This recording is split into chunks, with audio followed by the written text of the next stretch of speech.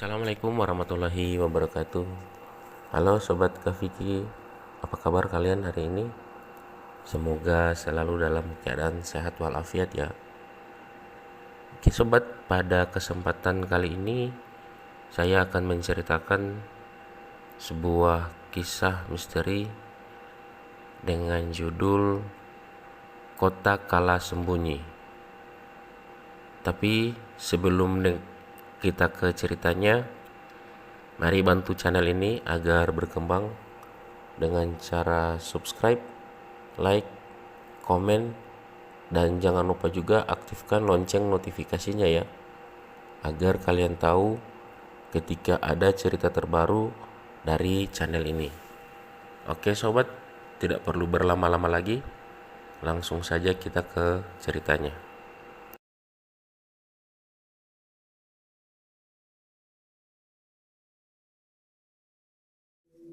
Di sebuah desa terpencil di kaki pegunungan yang berkabut, hiduplah seorang pemuda bernama Arya. Dia selalu merasa ada sesuatu yang lebih di balik kehidupan desanya yang sepi dan sederhana. Sejak kecil, Arya mendengar cerita dari Pak Wiryo, seorang lelaki tua yang dihormati di desa, tentang kota misterius yang disebut Kota Kala Sembunyi. Sebuah kota yang hanya muncul di saat-saat tertentu di tengah kabut pegunungan yang tebal. Kota itu indah, ujar Pak Wiryo suatu sore di depan perapian. Sementara penduduk desa berkumpul mendengarkan kisahnya. Jalanannya terbuat dari batu marmer putih yang berkilau dalam cahaya matahari, dan menara-menara tingginya menjulang menembus kabut, seolah hendak menyentuh langit. Namun, kota itu tidak pernah bisa didekati. Banyak yang tersesat dalam upaya mencarinya, dan tidak semua kembali. Meski kisah itu dianggap sebagai dongeng oleh kebanyakan orang, Arya selalu merasa ada kebenaran di baliknya. Malam demi malam, dia merenungi cerita tersebut, dan hatinya terbakar oleh rasa ingin tahu yang tak tertahankan. Apakah kota itu nyata? Mengapa ia muncul hanya pada saat kabut turun? Dan apa rahasia yang tersembunyi di dalamnya? Tahun demi tahun berlalu, hingga akhirnya Arya memutuskan untuk mencari kota Kala Sembunyi sendiri. Ia percaya bahwa kota itu adalah kunci untuk mengungkap sesuatu yang besar, sesuatu yang lebih dari sekedar kisah lama. Dengan penuh tekad, Arya mempersiapkan perjalanannya. Bekal secukupnya, peta kasar buatan sendiri, dan kompas sederhana ia bawa. Ia tahu ini bukan perjalanan mudah, namun dorongan hatinya lebih kuat daripada ketakutan. Dimulai ketika kabut mulai turun lebih tebal dari biasanya. Udara dingin menambah kesan mencekam, sementara pegunungan tampak seolah menyembunyikan sesuatu di balik lapisan kabut yang melayang rendah. Arya menapaki jalanan setapak yang membawa dirinya semakin tinggi ke puncak pegunungan. Seiring waktu berlalu, kabut semakin pekat, dan rasa sunyi yang memekakkan telinga membuat Arya merasa seolah-olah dunia di sekitarnya hilang. Setelah beberapa hari berjalan, pada malam ketiga, Arya melihat sesuatu yang aneh. Di antara tirai kabut, sebuah kilatan samar muncul. Sekilas, ia bisa melihat bayangan bangunan megah, pilar-pilar tinggi, atap bersinar keemasan, dan jalan-jalan lebar yang terbuat dari batu. Arya menahan nafas. Ini dia kota itu nyata.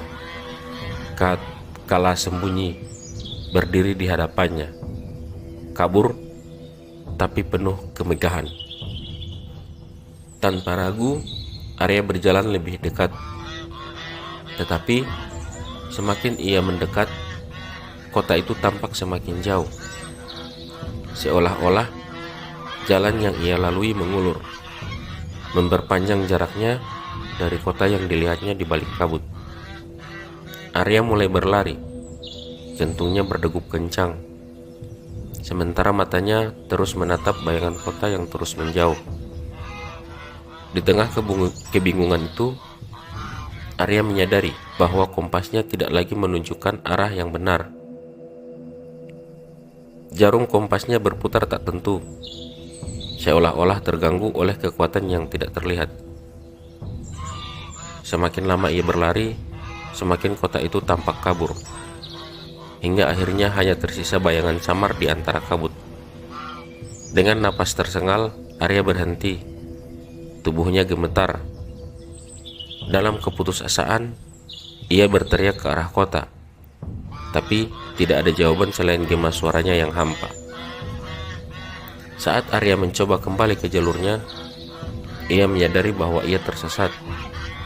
Kabut terlalu tebal, dan semua terlihat sama. Pohon-pohon di sekitarnya tampak seperti bayangan yang membingungkan. Arya terus berjalan tanpa arah yang jelas, berharap bisa menemukan jalan pulang. Tapi waktu terasa memanjang, dan rasa takut mulai merasuki. Malam datang, dan udara semakin dingin. Arya menyalakan api kecil di antara bebatuan untuk bertahan. Di sekelilingnya, kabut terus mengalir seperti aliran air tak terlihat, mengelilingi dan menyelimuti dirinya. Saat matanya hampir terpejam, dia mendengar suara samar, suara gemerincing lonceng seperti musik yang dibawa angin dari jauh. Dengan penuh rasa penasaran dan sedikit ketakutan, Arya membuka matanya dan melihat sosok-sosok bayangan bergerak di antara kabut.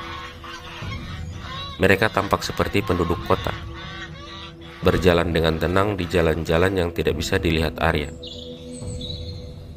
Tiba-tiba satu sosok mendekat, seorang perempuan berpakaian putih bersinar dengan wajah tanpa ekspresi.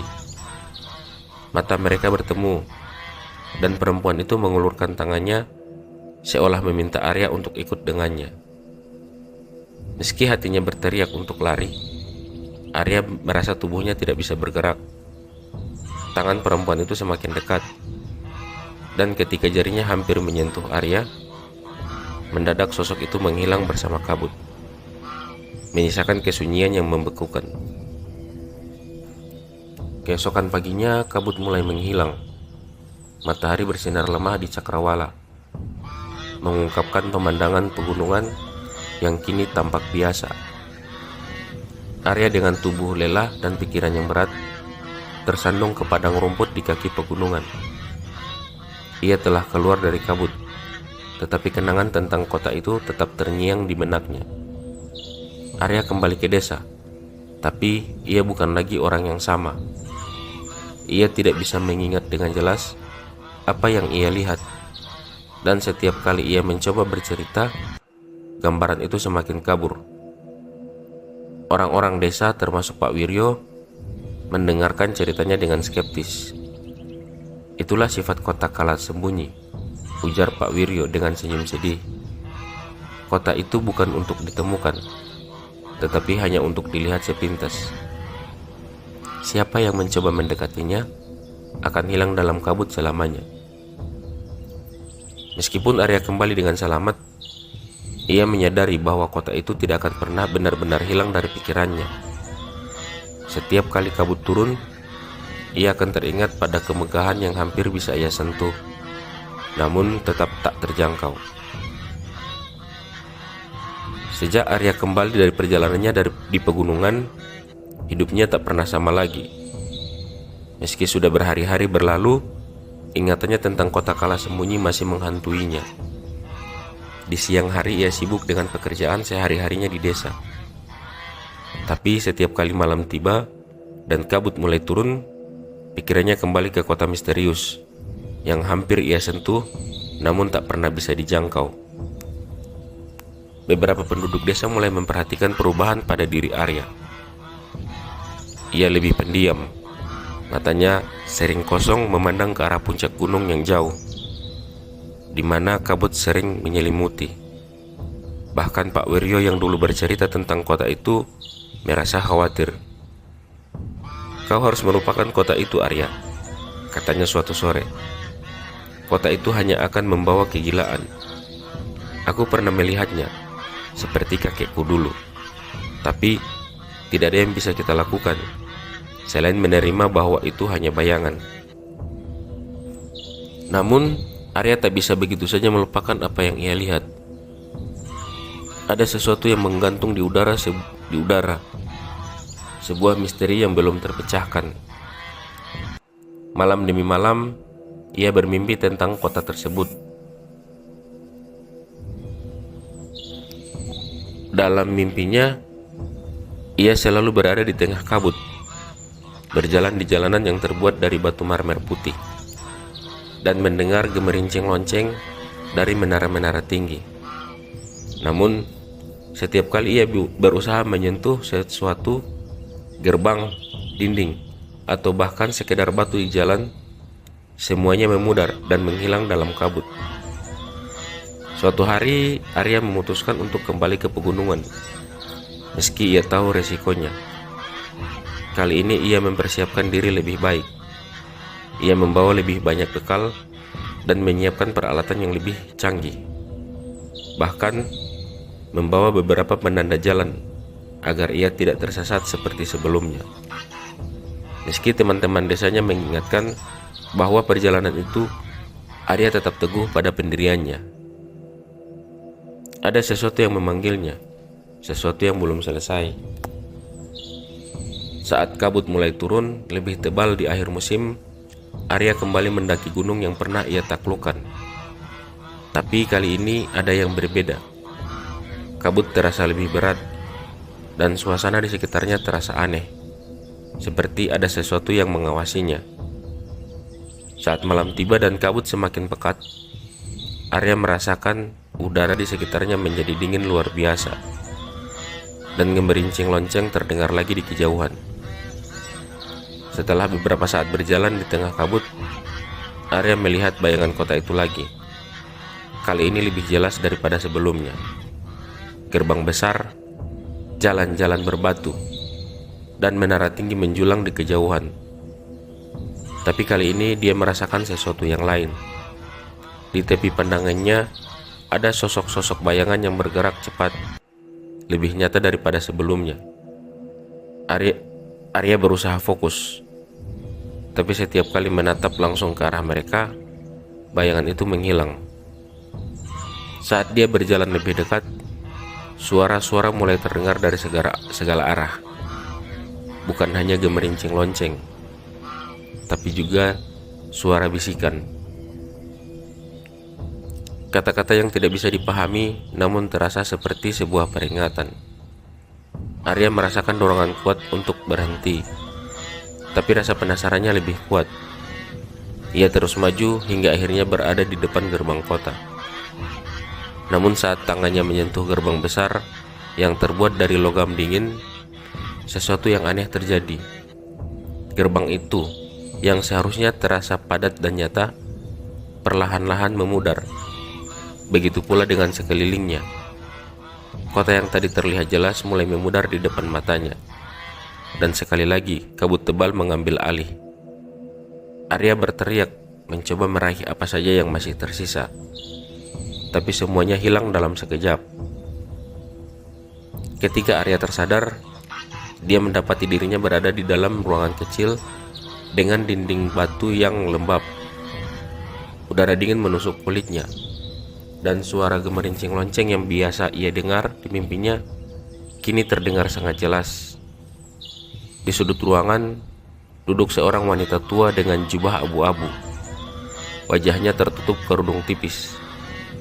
"Akhirnya kau tiba," ucapnya dengan suara lemah.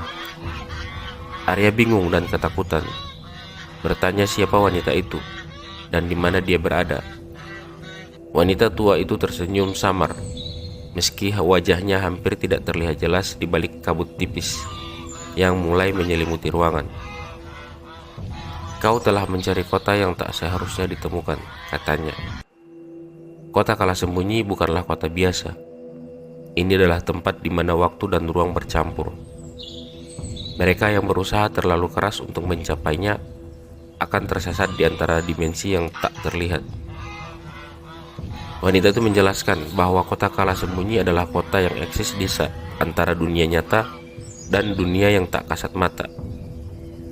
Setiap kali seseorang mencoba terlalu keras untuk menemukan kota itu, mereka akan tersedot ke dalam dimensi di mana waktu berhenti dan ruang tidak lagi mengikuti aturan yang biasa.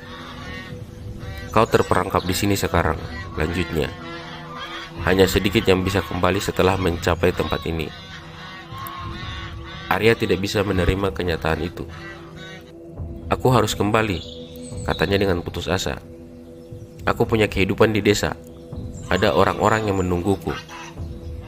Tapi wanita tua itu hanya tersenyum. Tak ada yang bisa kembali sepenuhnya setelah melihat kota ini, jawabnya. Kau akan kembali, tapi tidak sebagai dirimu yang sekarang. Tak lama kemudian, kabut yang menyelimuti Arya mulai memudar, dan dia terbangun di kaki gunung. Tubuhnya terasa lemah, dan ketika ia berusaha mengingat perjalanannya, pikirannya terasa buram. Segala yang ia lihat di kota itu mulai memudar dari ingatannya, seperti mimpi yang sulit diingat. Arya kembali ke desanya, namun tidak ada yang berubah, hanya dirinya yang berbeda. Penduduk desa menyambut Arya dengan rasa lega, tetapi mereka semua menyadari bahwa Arya tidak lagi sama. Pandangan matanya jauh, suaranya lebih pelan, dan ia tidak pernah lagi berbicara tentang kota kala sembunyi. Setiap kali kabut turun, Arya hanya diam di tepi desa, memandang ke pegunungan, seolah menunggu sesuatu yang tak bisa dijelaskan. Dan meski tidak ada yang tahu apa yang sebenarnya terjadi di kota itu, Arya kini memahami bahwa misteri kota kala sembunyi bukanlah untuk dipecahkan, melainkan untuk dihindari. Dan di setiap malam ketika kabut turun, lonceng-lonceng kota itu akan berbunyi, memanggil mereka yang terobsesi untuk datang. Namun mereka yang mendengar panggilan itu mungkin tak akan pernah kembali sama.